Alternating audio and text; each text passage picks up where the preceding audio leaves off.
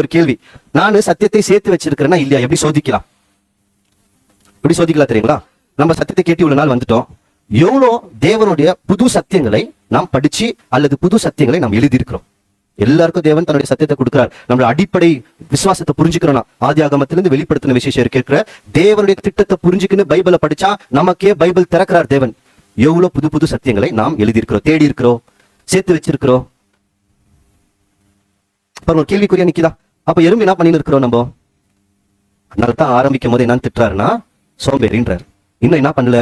இன்னும் போய் எறும்பு தன் ஆகாரத்தை சேர்க்கவில்லை. எறும்பா இருக்கிறோம், துரும்பா சாக போறோம். எதை போய் தேடுன்றாரு? ஆகாரத்தை சேர்த்து வை. அப்போ இப்ப நம்ம கேட்டுட்டோம் சத்தியத்தை, இனி என்ன பண்ணக்கூடாது? சோம்பேறித்தனமே இருக்கக்கூடாது. எதை போய் தேடுன்றாரு? ஆகாரத்தை போய் தேடின்றார். வசனத்தை வாசிக்கலாம் பாருங்க. ஒருவனும் கிரியை செய்யக்கூடாத ராக்காலம் வருது, அதுக்கு முன்னாடி நம்ம வேலையை முடிச்சிடணும். யோவான் 9:4 பகல் காலம் இருக்கு மட்டும். இப்ப பகல் காலமா? சம்மர்னா வெளிச்சம், மழை காலத்துல மேகமெல்லாம் வந்திருக்கும், இருட்டா தான் இருக்கும். பகல் காலம் இருக்கும் அளவும் நான் என்னை அனுப்பினவருடைய கிரியைகளை செய்ய வேண்டும். ஒருவனும் கிரியை செய்யக்கூடாத ராக்காலம் வருகிறது. எந்த காலம் வருது?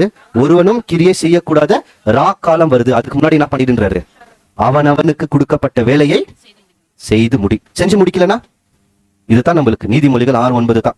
என்ன சொல்றாரு? சோம்பேறியே, நீ எவ்வளவு நேரம் படுத்திருப்பாய், எப்பொழுது உன் தூக்கத்தை விட்டு எழுந்திருப்பாய். இதுதான் நம்மளுக்கு வசனம். வந்துட்டோம், தேவன்கிட்ட உடன்படிக்கை பண்ணிட்டோம். பண்ண முதல் நான் என்ன ஆயிட்டேன்னு பாத்தீங்கன்னா சோம்பேறி ஆயிட்டேன். சோம்பேறியா என்ன பண்ணிட்டேன்? சத்தியத்திலும் தூங்கிட்ட, விசுவாசத்திலும் தூங்கிட்ட. வர கேட்கிற நல்லா இருக்குன்ட்டு போயிட்டு மறந்துடுற.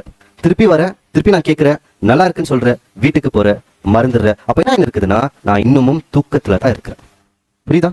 இது எல்லாருக்கும் பொருந்தும். குறிப்பா எனக்கு நிச்சயமா பொருந்தும். சும்மா சத்தியத்தை சொல்றதுனால நம்ம விழிச்சு இருக்கணும்னு நினைக்கிறது வேண்டாம். ஆவிக்குரிய ஓட்டத்தில் விழித்திருக்கிறவர்களா இருக்கணுமா.